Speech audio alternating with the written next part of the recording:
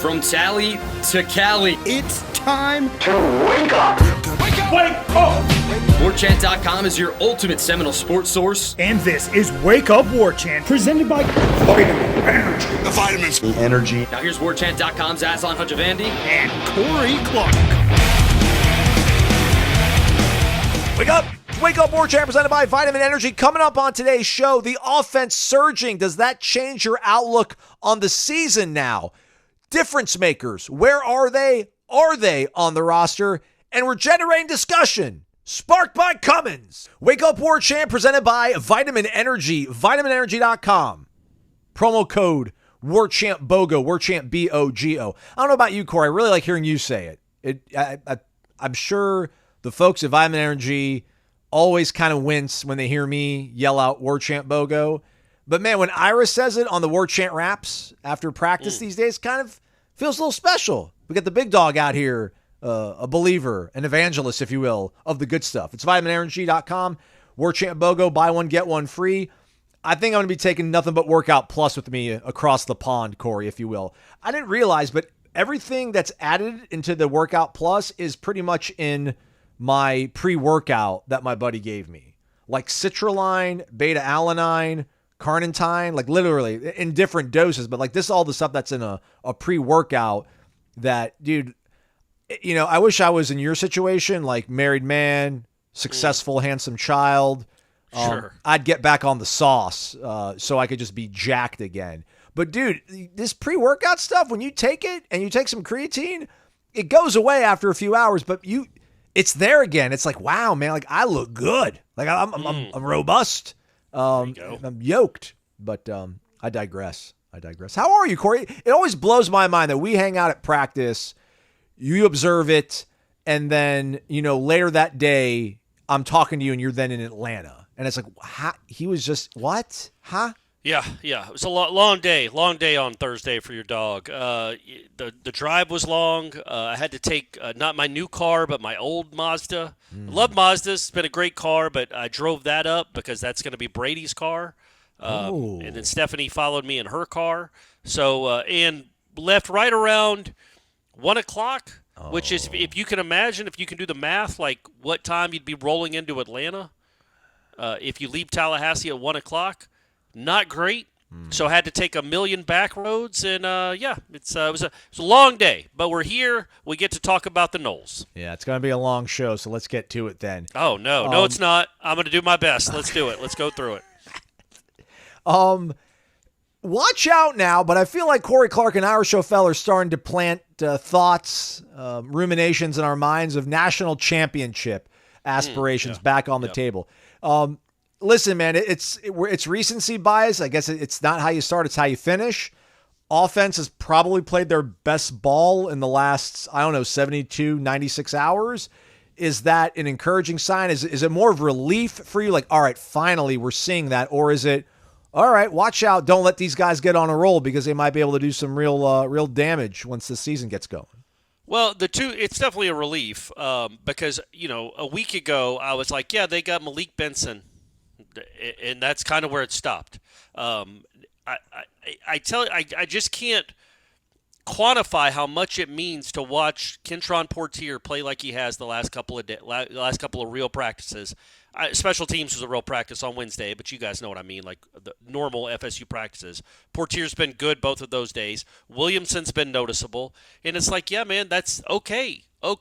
Like Portier went up and essentially mossed Azarie Thomas.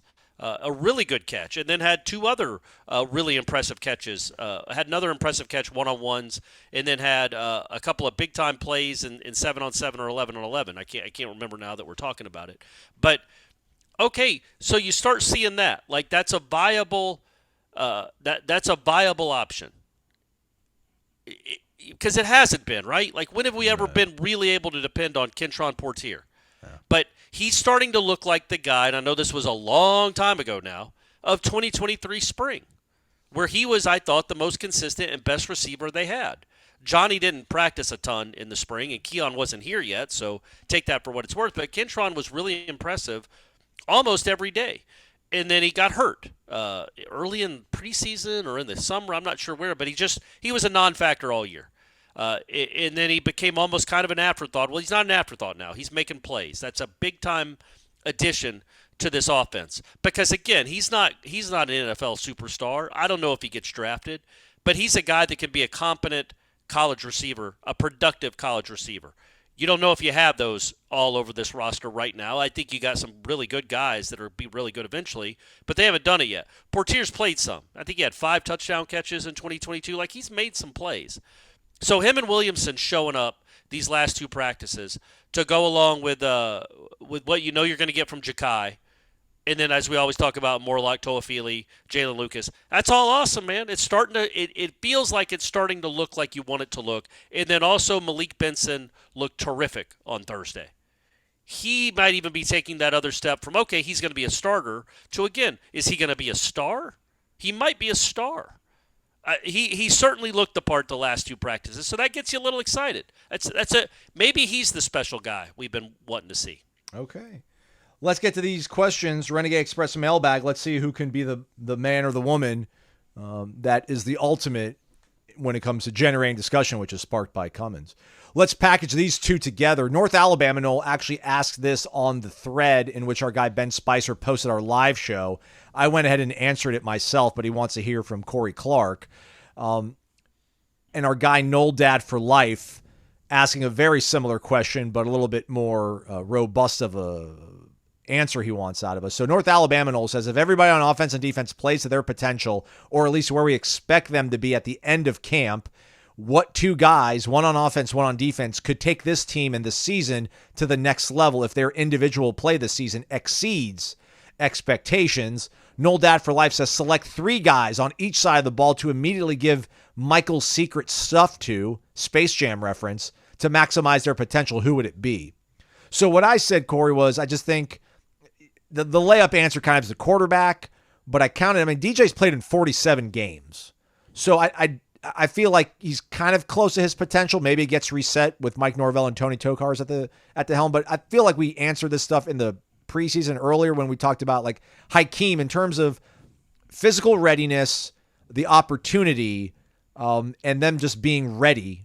They're not a true freshman per se. Like, he's the guy that if he turns it on, I think is like rocket fuel to what this team can be. And then defensively, Darrell Jackson, because he's going to wreck plays to a point where I think he'll wreck possessions against the opposition. So like those 2 guys can live up to their potential because they have not played a whole lot of football. I think that would be the best case scenario for Florida State. You want to give me 1 on each side in that vein, or you want to go with 3 on each side, or you want to split the difference? Yeah, we'll do 3. On defense, I'll say Marvin. Okay. I think if that guy turns into be something sensational, that changes the whole complexion of the season. Because you know what you got on the other side, I think. You know for sure. We're assuming that Marvin Jones is an NFL player, right? Like, correct. Yeah. We assume that. Yes. Body type, the athleticism that we see. But I don't know how many tackles he has in his career. 13? Like, he hasn't done it at the college level yet. Nothing against him. Last time I checked, he was playing behind some pretty good guys. But we're assuming he's going to be really good. But it's just an assumption right now. So if he could actually reach his potential, that's huge. And then on offense, I think Hakeem's the answer. Did you already take him?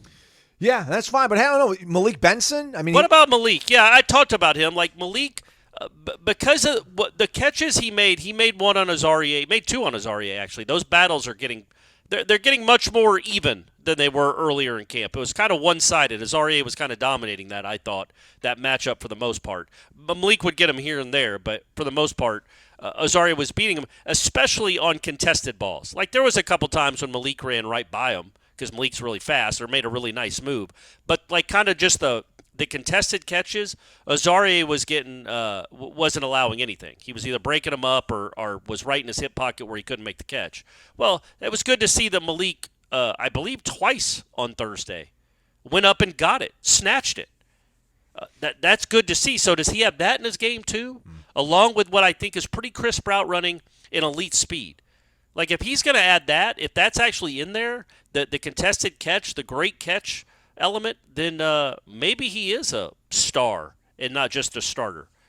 Maybe he is one of the better receivers in the country. I don't know. It's a lot to ask right now, but if he reaches his potential, that's a game changer on that side of the ball too.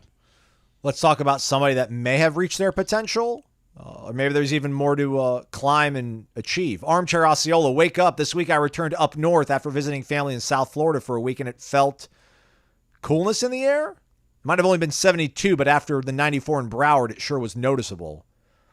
Imagine how good that's going to feel in Dublin, man. Which, by the way, should have said this at the top of the show. Again, next Friday, the 23rd, Old Storehouse, 6 to 9 o'clock local time in Ireland, which I think breaks out to like 1 to 4 p.m. back here in the East Coast. Jeff and Tom will be live from 1 to 3 o'clock Eastern time, which is 6 to 8 p.m. Irish time. So come hang out the meet and greet. Gene Williams, Jeff Cameron, Tom Lang, Irish O'Fell, Corey Clark, myself. My buddy Joe the lawyer is going to be there, Corey. Apparently all of his buddies. Stephanie Clark will be there. Okay, yeah. Good. The pillar will not be there. Hope we all see you folks there. All right, back to the question. Well, when you say the pillar, you mean the physical, actual pillar. Yes. There will be pillars there. Yes, plural. We think, Plural. just not the pillar. I gotcha. No. Armchair Osceola says, I keep hearing about difference makers on offense and how as of right now it doesn't seem like there are many who are battle tested. I strongly disagree. As a matter of fact, I think we have an absolute unit that no defensive coordinator wants any part of. Mike Norvell. He finds a way to scheme points against every team he plays, knows his team's strengths and weaknesses, and coaches to them with timing and precision. What say you gentlemen, yay or nay? P.S. Corey, I left a thread up on the Tribal Council on how to avoid jet lag. Could be useful. Oh, all right. Okay. I appreciate that. Hopefully I'll be knocked out for that whole flight, and I'll be just fine. Waking up 7 a.m. local time when the plane lands. I think the cliff notes are sleep on the plane. When you get to town, do not go to sleep immediately. Like, stay up for a while once you get to town. Yeah, I think that's absolute. I can't. We got to take a car to a port and then a boat. I might sleep on the boat, but it's a 2-hour boat ride to Dublin. So, yeah, it's a long, crazy Did Steph think this was cute, or was she just doing this because she loves you and she knows you don't want to get another plane? Or was she like, oh, this actually might be a cool little adventure we can do together? No, she actually scolded me pretty badly when Okay. she found out the prices for flying from Manchester to Dublin. It's like a 40-minute flight, maybe a 30-minute flight that costs like $80. And I'm like, nope, let's take a $300 car service and then get on that boat for 2.5 hours. You're lucky I'm over here at all, woman, is what I told her. Fantastic. So, yeah, man, when it comes to Norvell, yeah, that's something you got in your hip pocket that you should feel good about. He's really good at calling plays. I mean, again, it's crazy to think about, but Jordan Travis's career high in passing yards came against Pitt without Johnny Wilson, Keon Coleman, and I believe Jaheim Bell. We're all out. Didn't play. His 3 best receivers, his 3 NFL skill guys, didn't play. And they didn't run the ball very well, and he still threw for 350 or 380 yards or whatever it was. So, yeah, Norvell's got a track record, and I believe in the guy that he can dial stuff up. When you play the better defenses, you're going to need guys to make special plays. But, like as we've talked about, these first 5 weeks, tough games, they're all losable, like I've talked about, but they're all pretty either average defenses or bad defenses. And you have to imagine Mike Norvell will be able to exploit them. It is kind of cool when you think about it. He has not lost a game where he has outmatched the team ever since. I mean, he probably did it at Memphis at well, some point, I'm saying maybe. here at Florida State. Well, Jacksonville State, does that count? Yeah, never mind. Well, I mean, Catch the ball, Keyshawn. yeah. Catch the ball, buddy. It never gets close. But yeah, no, since they've been good, I would say Like 2022, I think Clemson was a little bit better than Florida State. I think Wake Forest was a little bit better than Florida State. I don't know about NC State though, but that was because you didn't have a kicker. If you had a kicker if you had Ryan Fitzgerald, if you put him in a time machine now, send it back to 2022, you win the game in Raleigh. I was thinking more about offense that didn't perform well. His offense not performing well against an outman defense. That Wake Forest defense was bad in 2022, and they struggled. Remember, they gave up 52 points the week before to Clemson. And then I think Florida State had 6 with about 20 minutes to go in that football game. So they did not do that. That's the one time that comes to mind in the last 2 years where I was disappointed with the offense. compared to what it should have done in relation to the defense. But yeah, by and large, if you're not a good defense, he rips you apart. I'm sure there's other times where people are screaming right now about another game, but by and large, when he has more talent and your defense is not good, he exploits it. Let's stay on the same page of Mike Norvell. Let's go to Mark Naples. Wake up. Excited for you guys in your journey to the Emerald Isle. Enjoy every minute. Corey, I promise you'll be a world traveler after this trip. You won't even care about box fans anymore. I hope so. He's moving past the pain of last year. The offense is likely going to have some stumbles and growing pains, but we will have one of the best defenses in America if we stay relatively healthy. We're going to be elite on special teams, and we still have a damn good head coach and play caller in Norvell. All games are winnable. Playoff run likely with decent injury luck. Can you think back to 2022, or rather 2020 and early 2021, that we would be sitting here talking about having one of the best defenses in America, and they were in 2023 too. We were aiming to be top 50. Remember that, guys? Didn't know when and if that would be possible or when it would happen. It's remarkable, really, and shows how committed Norvell is to having a balanced football team. Could you have predicted this, or did you think that under Norvell, we would simply need to score 40 or more in most every game to be an 8 or 9 win team eventually? Go Noles. No, I mean, it was a law of inevitability. Florida State wasn't going to be bad forever. I mean, they were going to come back at some point. I honestly didn't think it would be, again, we talk about it a lot, usually jokingly, but when you start the 2021 season 0-4, including an embarrassing home loss to a FCS school, you don't think that literally the next year, you're going to win 10 games. And then the year after that, you're going to be 13-0. Like, that's not something that I really thought about. So, yeah, it's awesome. And then also, yeah, Adam Fuller deserves a lot of responsibility because, I'm telling you, at halftime of that Louisville game in 21, when they had just been ripped by Wake Forest the week before, he had just given up a Hail Mary to lose to Jacksonville State, and then Louisville has like 31 on him in the half and 300 and something yards. You're like, this guy's overmatched. He can't do it. This was a bad hire. I was thinking that. I know most of you guys were thinking that, and we were wrong. He isn't overmatched. He needed to figure some things out, and he did very quickly. And since then, he's good. He's it appears he's one of the better ones in the country, which is why, who made a run at him? Did Auburn make a run at him? I feel like somebody made a run at Adam Fuller. I don't recall. Maybe. I could be wrong. But either way, I think Adam Fuller has proven to be, at worst, a competent defensive coordinator, and I think he's much better than that.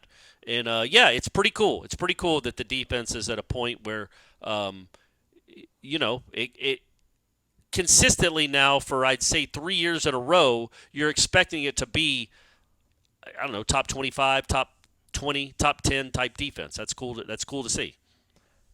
I would not have predicted this. We saw what Norvell did at Memphis, and whether or not you respected it, and I really didn't, I'll be honest, because of the level of competition and seemingly everybody at that school, Fuente had done quite well there, did not do well elsewhere. People in the AAC who had done really well had gone to the Power 5 level and had not found success. Tom Herman, Willie, Scott Frost, etc.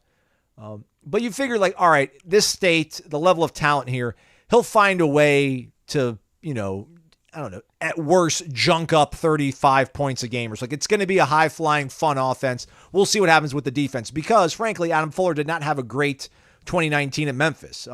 Fuller's defense at Memphis were not great, but then again, nobody really had a great defense in the AAC. But it felt like the formula for success in Tallahassee was going to be Florida State winning games 38-31, 35-28, things of that nature. I did not foresee, like, the way that defense played those last 3 games, excluding the bowl game, or maybe at least the last 2 games, we can throw out North Alabama.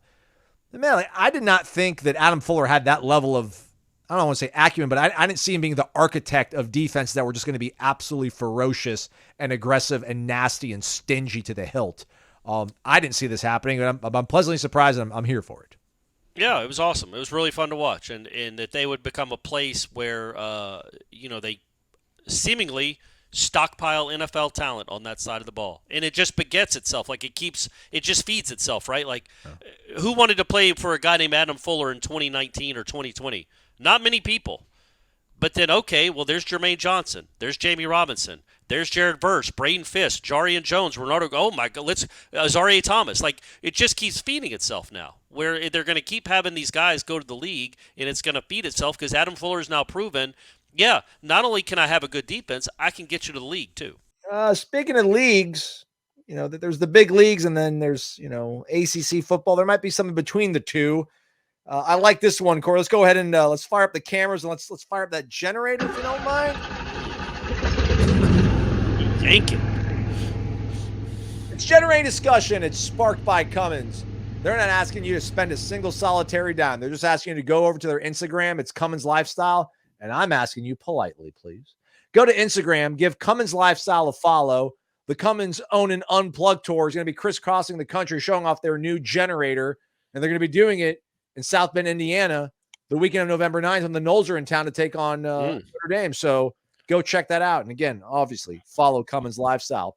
So, Corey, as we mentioned, the levels to this. We're going to go to our guy, Southernmost Seminole. I didn't realize we had viewers in Antarctica. Yeah. What do you think that means? Key West? Yeah. All right, probably. Yeah. Shout out Andre Otto, by the way. Kid's going to be something. Wait, is he from Key West? Yeah. Oh, he must have been killing kids down there. I know, right? I mean, holy moly, that kid's good. I can't imagine there's a lot of talent in Key West. That could be wrong, but man, good for him. All right, so Florida State ends up in the Big Ten. Who do y'all think would end up being our biggest conference rival? He says Penn State would be a good fit, but he could see us having some epic battles with Ohio State as well. The ratings would be off the charts. What do y'all think? Yeah, so we can't say Clemson, right? Correct. Okay, it's got to be somebody that's already there. Assume that's a good question. Maybe it's just because it's one of my fondest memories from my childhood, but Michigan would be really cool to have a home and home with them every year. Ohio State too, but there's just something about the big house, those two uniforms, the two iconic, maybe the most iconic helmets in college football.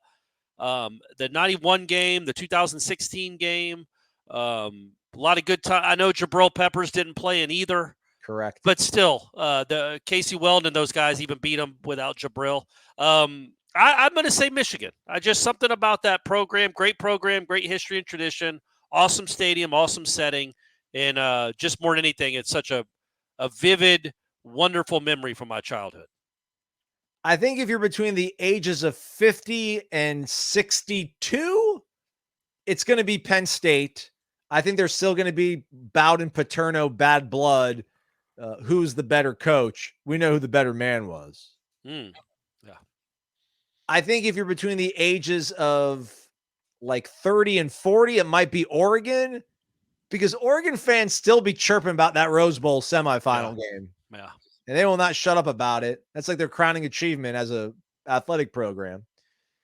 And then everybody else, it's going to be Ohio State. And listen, I was you, everybody. Believe it or not, I know I sit here on my high horse sometimes. I look down on you people harassing other people on the internet for their anti-Florida State takes. I probably would have done the same thing when I was 22. I was a nasty, rotten human being sometimes when it came to my favorite football team. The collision between Florida State and Ohio State fans on the internet and in real life is going to be an absolute gong show of just madness and debauchery. Ohio State fans are horrible. They're just terrible. Okay. All right. They are beyond arrogant. And listen, I get it. They're one of the best teams in the Midwest. I get it or whatever. But like at my age, like I grew up with them having John Cooper as their head coach and not doing anything of consequence. But they walk around like, Woody Hayes won 6 national titles or something, which he did not. So they're out there in mass everywhere, especially if you're in Florida. If you're in Florida, there's a huge Ohio Midwest quotient of people that end up settling here, and they overtake your sports bars on the weekend, and they wear their Buckeye necklaces, and they yell OH across the bar, and some other guy yells IO. It's going to be a fever pitch when they play. I might call out of work that week just so I can be in the thick of it and just walk around the stands like a fan. So you're thinking it's more about just the fandom, like because they're going to be so Oh man. Oh boy. unbearable Oh boy.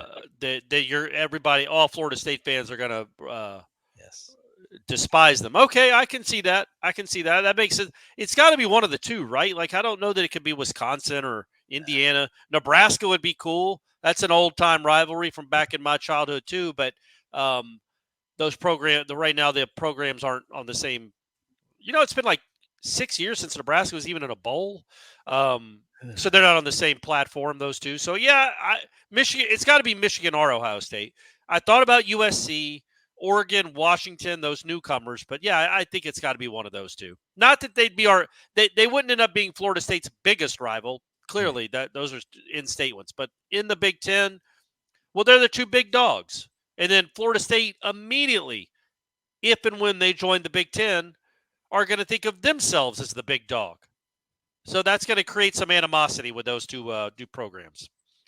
Shout out to Southernmost Seminole. He's this week's winner. That means he enters a end-of-month drawing for a free gift bag from Cummins, shirts, power banks, other goodies included, and entered into the grand prize drawing at the end of the year for a portable generator or a portable power station. You got to be a member of warchant.com. Use the promo code FSU1. You can join for 2 months for only $1, and theoretically you get 8 chances to get the best question on the show and then getting entered into this drawing, and then you can win a free portable generator, portable power station from a global power leader, Cummins. Give him a follow, Cummins Lifestyle on Instagram. Now let's go to D-Lake, D-Lake. Corey Aslan, please play the clip of Feinbaum from the other day saying that Florida State is in the preseason top 10, will finish the season unranked. I think it'll get our fans pumped up. Can't do that. It's ESPN intellectual property. We can't play that stuff on here. It'd be cool if Norvell played it. Yeah. You know what I mean? Like, that'd be cool. It'd be cool to bring up if they interview him for game day, which I assume they will. Brian Stork sounded off on it, likened Paul Feinbaum to a weatherman, constantly getting things wrong, yet remaining employed. So, yeah. Okay, Brian Stork. D-Lake says, please give the Wake Up War Chant your W's and L's for the season. My gut tells me 11-1. If we have a loss, I'll say it's going to be to Notre Dame. Enjoy Ireland, ? It's weird that he threw a question mark in there. I'm trusting that I'm going to enjoy Ireland and enjoy my trip over there. I will enjoy being there, which will be cool. But the whole time I'm going to be thinking, well, that plane ride back is waiting for me. Stop it. It just looms over you, man. Stop it's been looming over me for 15 months. And here it is. We're less than a week away now. You're going to look forward to coming back and getting some wings at the CP or the Corey. By the time you get back, the Corey's going to be on the menu, right? Dang right, buddy. Dang right. I'm going to get me a couple of Corys. Hey, anyway. It's weird, man, because, thinking about the Georgia Tech game and thinking of like a final score and how I'm going to predict it on the War Chant report powered by Cummins. It would just feel so weird to say that I think a team is going to score 23 on Florida State more than maybe once or twice this year. So if that's going to be my prevailing wisdom, how can I say anything worse than 10-2? And even like, what are those two games? And I don't know. It's like the law of averages, I guess, Corey, when it comes to high level Power 5 college football, where there's maybe that one or two teams that will remain undefeated. Then there's that group, that pack that's maybe only got one loss and it was a weird kind of fluky thing. And then it's going to be everybody else like vying for those high teens spots just outside the top 12 to make a playoff that are going to have like 2 losses. I just think Florida State's kind of in that discussion right now, despite a good week from the offense. With all respect, I don't want to do wins and losses. W's and L's, we did that on headlines anyway. And it's a fool's errand right now in the sense that I have literally no idea what Miami will be. I get it. It's just something to do in August. But I don't know who they're going to lose to. I assume they're going to win most of their games. And you think about like Georgia Tech and Boston College, like those teams are going to be able to score. They've got dynamic, athletic quarterbacks. They're going to make plays. But I feel like every game should be a race to 24 or 28. And it's just I don't think theoretically. I think actually, realistically, it's harder for Georgia Tech to score against Florida State. Not saying it's certainly not impossible. They will score. but it's going to be harder for them to score against Florida State than vice versa. And that should be the case in almost every game they play. As long as the defense stays healthy and is as good as we think, and we think it's going to be good, it's going to be hard to score on them. It just is. And, occasionally teams will get lucky. Occasionally the defense will have a bad day. It's going to happen. But by and large, with everything averaged out, you're going to have, in most games, the better defense, we think. You're going to have better special teams, and you're going to have a better head coach in most of these games. It's a good recipe. By the way, Trayshawn Ward's at Boston College now? Yeah, that's going to be weird. Yeah. It's going to be weird watching him. We don't like that. We don't want to. I love Trayshawn. Big part of the turnaround here at Florida State, but it's going to be weird watching him be tackled by Florida State guys. Weird sidebar here. Obviously Bill O'Brien, Boston College. I was trying to see who he's got as his defensive coordinator. It's a guy, Tim Lewis, who's been spending a good amount of time in the NFL. But I was thinking about LSU, and I think like a lot of the hope that they have down in Baton Rouge this year is that their defense has to be better than it was last year. I mean, that defense was atrocious. Yes. And they had that Matt House guy who was like a co-linebackers coach with the Chiefs when they won the Super Bowl like a few years ago. I remember as a younger guy, I'm like in the lost decade era where I was like clamoring for, Bobby to bring in guys that had like an NFL background, NFL pedigree. I think I'm at the point now where like I think that's not a smart decision. Like it didn't work at LSU. I don't know if the Boston College thing's really going to work. I mean, Hafley was kind of doing the whole NFL thing with the guys that he had hired, like Signetti and Stutch. So yeah, they might have a ferocious roster. I don't think they do, but we'll see how the coaching does. Same thing with Deion. Like Deion hiring Pat Shurmur to be his OC. Not buying it. Yeah, all right. I'm with you. Speaking of offense, let's move to some either ors from our guy Grumpy BK. Wake up, Ireland FOMO already kicking in. I know I'll be jealous as hell next week when I'm watching the game in my living room. Have a great trip, Noles. Bring home that W. My question, which quarterback, DJ Uiagalelei or Haynes King, do you expect to have the better stat line in the Dublin duel following categories? Let me pull out my pencil here, of course, so I can mark this down in our illustrious show that we're doing here today for the people. Passing yards. Who's going to have the better stat line? DJ. Okay. Completion percentage. DJ. Okay. Passing touchdowns. I mean, DJ, I guess. Good. Are you not answering? I like how you change with me? I like how you change your voice inflection there. Yeah. Like yeah. DJ, baby. I mean, they're both teams are going to be relying on the run. Yeah. I'm gonna go with Haynes King having a better completion percentage. Otherwise, I think passing touchdowns. I think it'll be a push. Passing yards. Okay, I'll give DJ the edge. I think they'll both have like 2 passing touchdowns. Okay. All right. Interceptions. DJ's gonna have the better stat line. All right. Haynes is gonna have more of them. Well, you hope that like the way you want it to play out is that Georgia Tech's behind late. So they're going to have to throw the ball a lot more. That's not really their comfort zone. True. And he might force some stuff into coverage. But then he might have the better passing yards stat line. Yeah, maybe. Or he might throw it straight to Shaheem Brown, who high steps into the end zone. Yeah. What if Haynes King is like the next Joe Burrow, where like he just has the next Jaden Daniels? He has a crazy second year as a transfer. I mean, maybe, yeah. I guess like it could happen. Nix. Like a lot of these guys, a lot of these guys. It was their second year once they transferred that like they really kind of took flight places. It's funny. Like you think about, I say this a lot as you go into a season. It's like this isn't an easy offense to start your season with. You'd much rather be playing Charleston Southern this week or Cal. Whoever else, Troy, Cal. Cal would be a great team to start with. Georgia Tech's good. They got a good offense. Quarterback's experienced, a good running back. Line. Good experienced offensive line. All their returning receivers. Probably feel good about the way they finished the year. Yeah. Probably feel underappreciated. Like, it's a tough matchup. It's not easy. That's a tough offense. But also, Georgia Tech has to open with Florida State. Mm-hmm. Well, that's not easy either. And it was supposed to be a home game. Now they got to play in Dublin. So, you're still winning that battle. And that's, like, again, Georgia Tech might be opening up with, maybe, the toughest defense they'll see all season. And, usually your offense isn't great in week one. It's got to find a rhythm.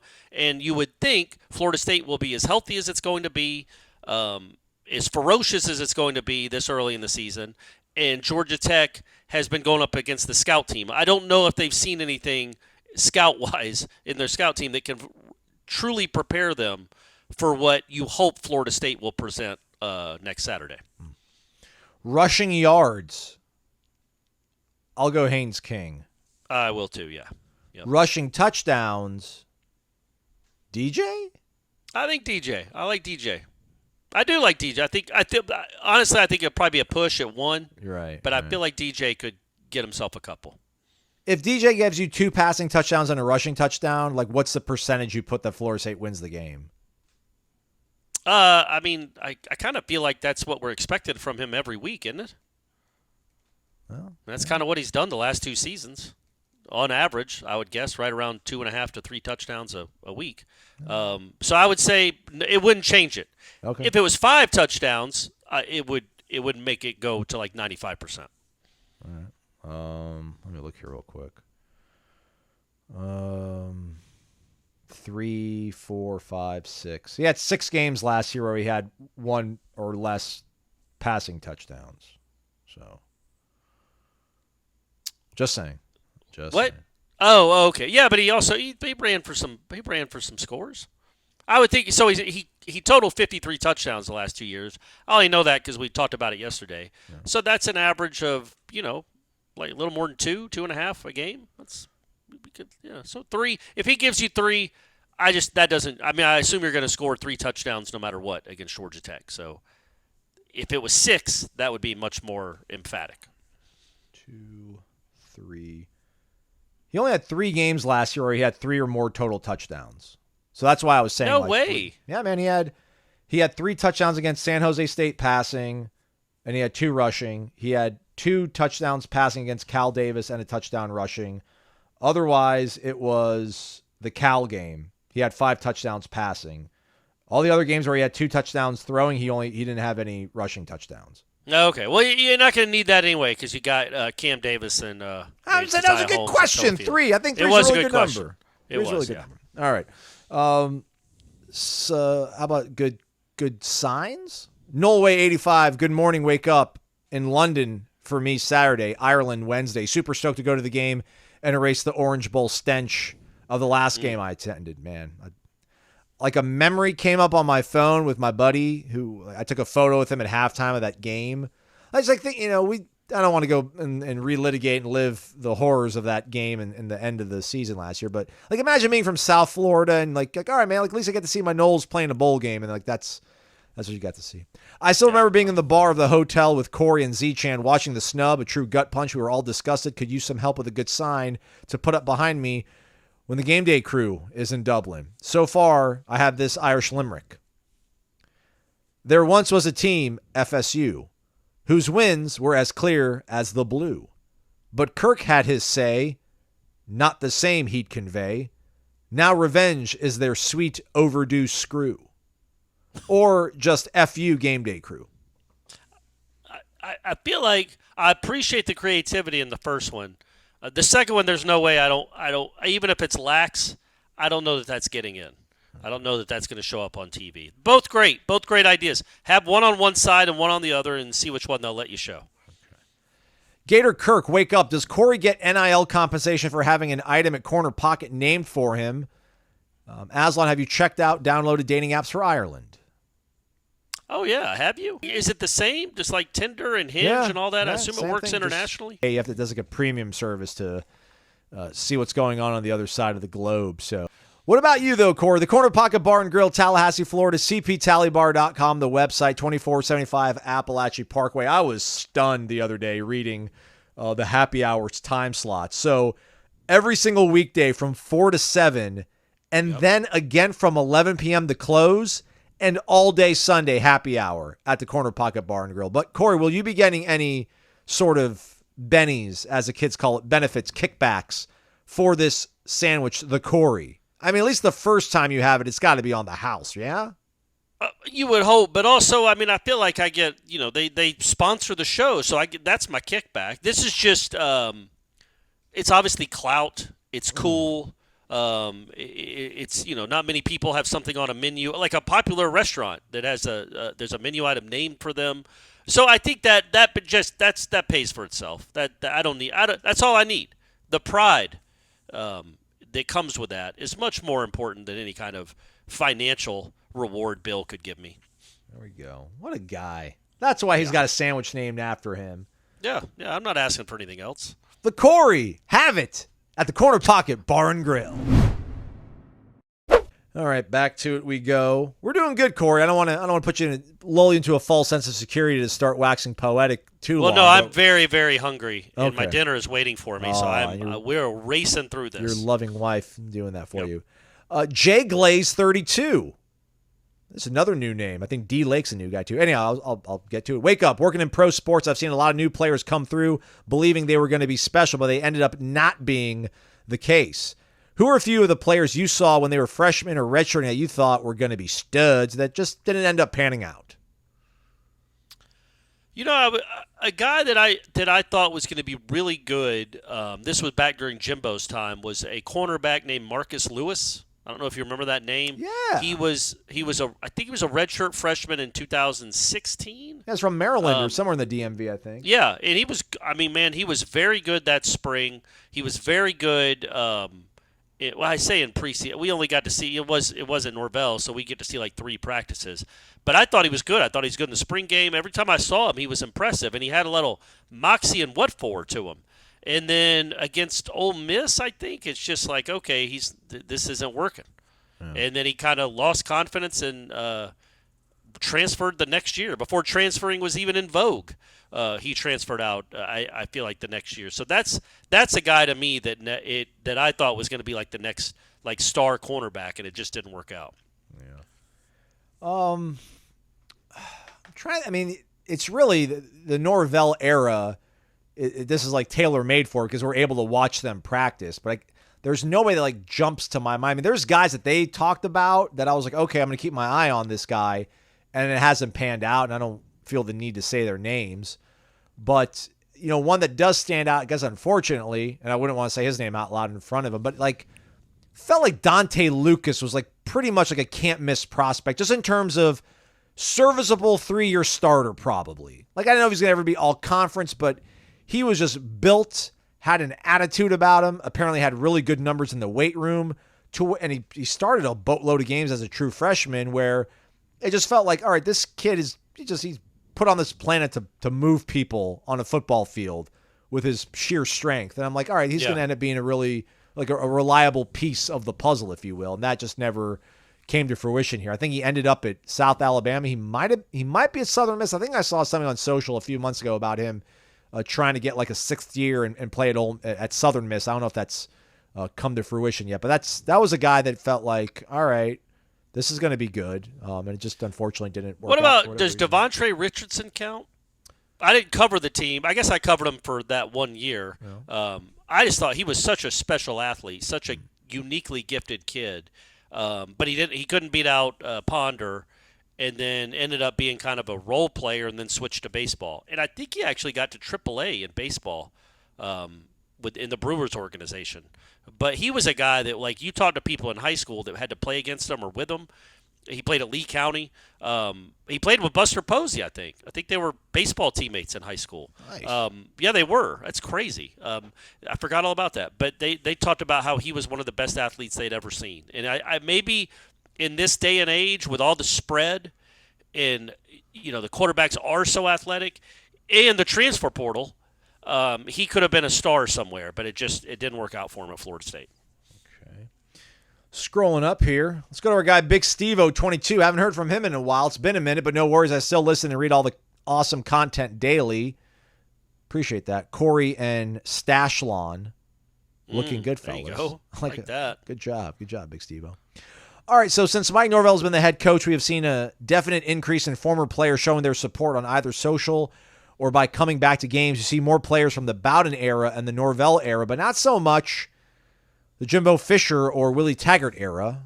Question to you is, Which former player do you believe has been the biggest ambassador for FSU, and why do you believe there's a lack of support from that middle era, mainly the Jimbo Fisher era? I will give EJ high praise as he is constantly on ESPN giving folks like Paul and Heather the business. As always, go Noles. I think that I don't know that I would say, like, I would pigeonhole it as just the Jimbo era. I do think there's an element of that we could talk about for 25 seconds, not long. But I think that, on social media, I don't track those guys. I feel like a lot of them are invested. At least they were the last 2 years. They would show up on my timeline being very excited when Florida State scored or when they won a game. Even going to Jameis. I think that a lot of those guys are very excited when they do well. Jalen Ramsey, I think, might have had some tweets last year. So I do think it's part of it. I do think there's some excitement out there, but I don't know. It's like I don't know how to compare it to like other colleges. Like I don't pay attention to the Arkansas former players. Yeah. And I'm not being sarcastic. Like I really don't. Like I don't know how often they're chiming in when Arkansas wins or loses, or the former A&M players. So I don't know if Florida State's former players are less vocal or more vocal than any other college. I do want to say this in defense of my guy here. I think part of it is probably the fact that he is not on social media. So like they're not going to talk him up because he's like not there to amplify their message and retweet it or see it. You're just kind of yelling it into the ether because he's not on social. And there weren't a lot of there wasn't a lot of guys in 2008 talking about how awesome Bobby Bowden was that used to play for him either. So Mike's in this really nice zone where the thing is rolling. Everybody's grateful that he's gotten it back rolling and that he helped advance their careers. And he does a really good job of amplifying it using Twitter and things like that. So I think part of it's that. Listen, Ronald Darby was in Jacksonville with Jarian the other day, Corey, when we were out there in Jacksonville. Listen, man, Cam Akers he's either got a spear or a Seminole head tattooed on his body. Darby's got a spear tattooed on his forearm. I mean, yeah. I get it. That's, that might not be as much of an impact on a recruit as him tweeting something about how much he loves Florida State. But like these guys, and I know Jimbo made it maybe a little bit more adversarial when it comes to embracing being a player and the fans and the media and putting your face out there. And those guys love this university. Maybe they just show it a little bit differently than other people. Same way parents show the way they love their kids different than other parents. I don't know if it's more or less. I think it's just a different way. Yeah, I think, real quick, I just think Jimbo, if there is, I don't even know if this is true, but if it were true, my hypothesis would be it's because he made it so insular, where they were kind of isolated from everybody else, and it was us against the world. It's our circle. It's a tight circle. And it became just those guys in the locker room, which they did love and they played hard for, but maybe not necessarily everybody in that stadium. But I don't think that's true. I think if it was true, that would be an element to it. And I do think that was a mistake that Jimbo made when he was here, was keeping it so insular and so tight and not having them feel like an actual part of the program. It was just them. And it did make people adversarial, not just the media, fans that Twitter, everything was adversarial. But what Norvell has done a great job of, and Jimbo was good at this too now, because Jimbo had a savant type recall of old Florida State football players, and so he was great in that regard, welcoming guys back. Norvell's got that too. And that's the one thing Jimbo is great about is not only did he know who guys were when they showed up, a guy from like the 91 team or the 89 team, he could recall plays and games they had and touchdowns they scored. That means a lot. I don't think Norvell can do that kind of stuff with Ronald Darby, but he knows who Ronald Darby is, and he knows how important he was to the program and that he was a national champion, and I think that stuff matters. I think Norvell really does make an effort. Yeah, you can't know all these guys. Florida State's had 1 million football players that played for him. But he really does think I make an effort to try to welcome back these guys as much as possible. Not just the stars, but the starters or the role players. I think he does a pretty good job because I think he thinks it matters. Yeah, man. 3 more. Let's go. Island Chief, Let's wake up. First, let me say I hope you two and the entire crew have a great trip to England and then Ireland. You've earned it. Thank you. That's me going to England and Ireland. You're going straight there, aren't you, buddy? That's right. Yep. All right, which is higher for Florida State against Georgia Tech? Here we go, Corey. Higher, first downs made or points allowed? Ooh. Points allowed. Yeah, That's a really good question. That is about points allowed. I mean, I feel like Georgia Tech, even though I said what I said, and it is a tough defense to start your season with. I mean, they got to score. They're at least going to score 20 in my mind. Ooh. At the very least, they're going to score 20, and it's Florida State could get 23 first downs, but they also might have 6 plays that go for 50. Yeah. Then you don't get a lot of first downs that way. Longest punt or leading receiver's yardage? By the way, our man, is it Chimento, the backup punter? I think it's Chu. I think it's Chumento. Chumento? Yeah. He hit a 67-yard punt. There was air. I mean, the line of scrimmage is the 30. He hits a ball that lands out of bounds at the 3. It was unbelievable. Like, Mastromando's been here forever, and he always kicks the crap out of the ball. And so everybody on that field is used to seeing the ball kicked like that.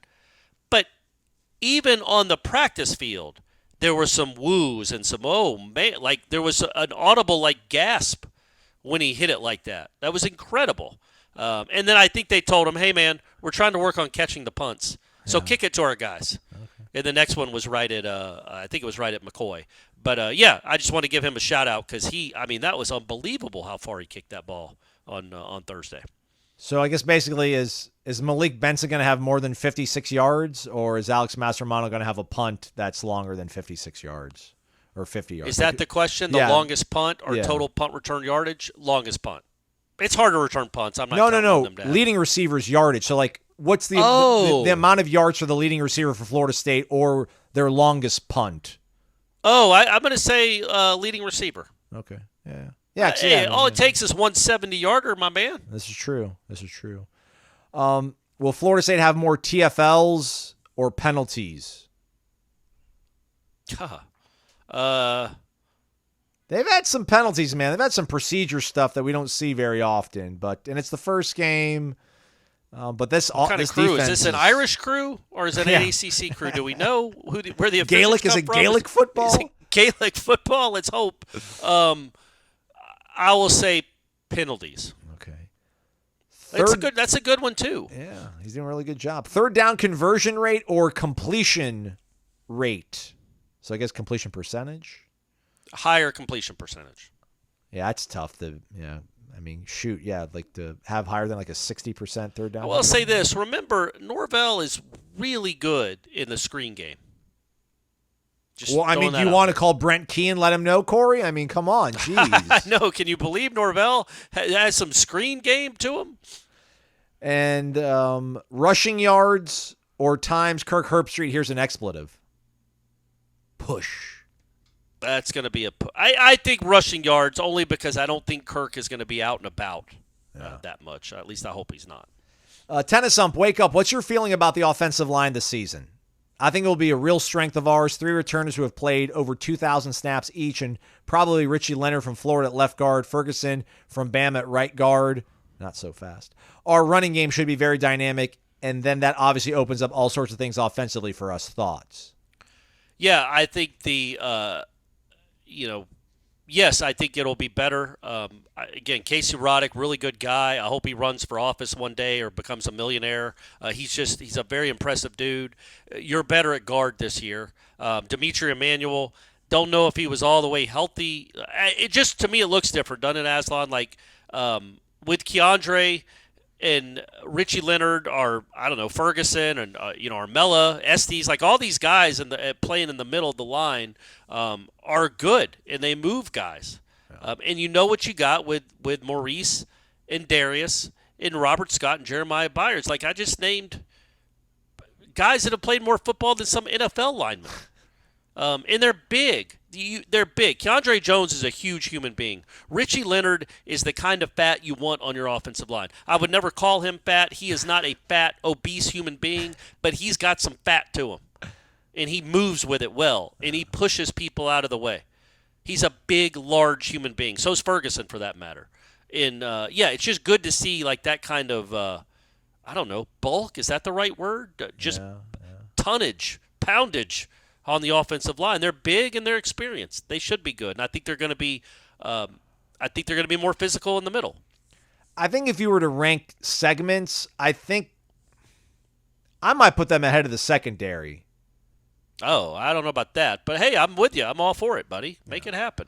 And That'd be good if they were, honestly. And ultimately, maybe you don't have a Heisman winning quarterback, but if he has time and if he has a good, competent running game, man, that just makes up for everything. And you can only have those two things if you have a really good offensive line. I think they're going to have a really good offensive line. So it's incredible. That should be the thing that buoys you more than anything, everybody. I really think so, because you got to score points to win games, and you got to have an offensive line to do it.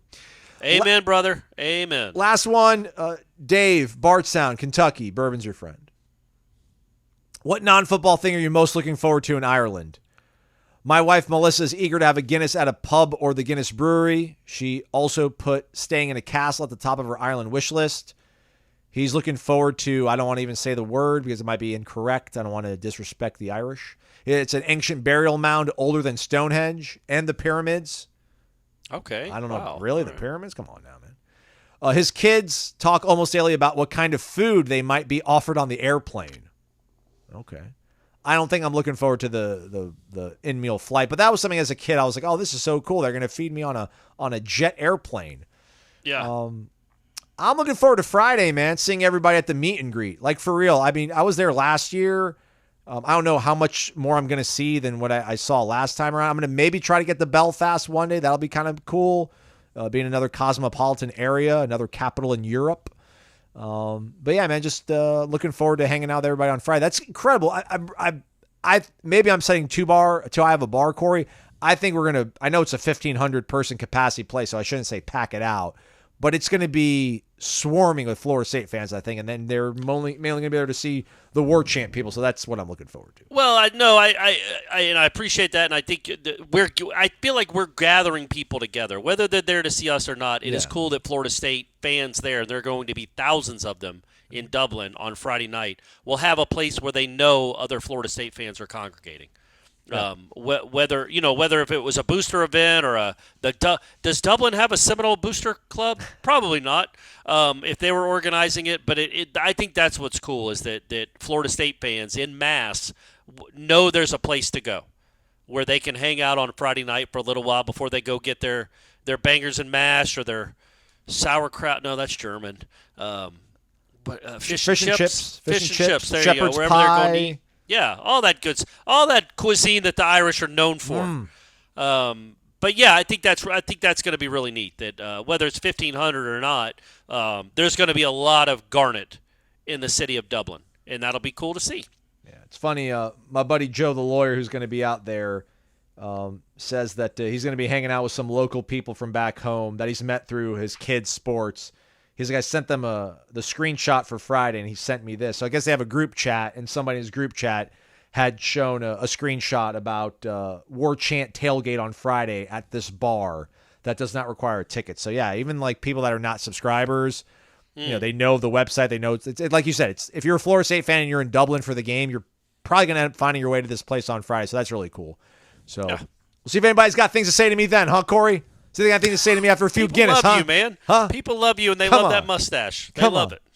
All right, that's a wrap for us. We're going to do our best. We're going to do our college best to do 5 shows for you folks next week. We might fall short of the glory of that. And I might not be on 1 or 2 of them. It's okay. Yeah. I'm still around. We're going to be back. I'm really more worried about the next week, Aslan. Yeah. But hey, that's for another time. It's for another time. We'll lament that next week. Yeah. The Jeff Cameron Show, 1 to 3 o'clock. They are practicing today and tomorrow, but neither are open to us. We'll get a press conference availability on Sunday, so we'll have some of that to share with you when we talk to you folks on Monday. We're going to have a full preview of the Georgia Tech roster with Chad Bishop from the Atlanta Journal-Constitution, probably do some predictions on the offensive and defensive sides of the ball. So there will be content always at warchant.com and here on Wake Up Warchant. He's Corey Maslon. Thanks for listening to Wake Up Warchant, presented by Vitamin Energy.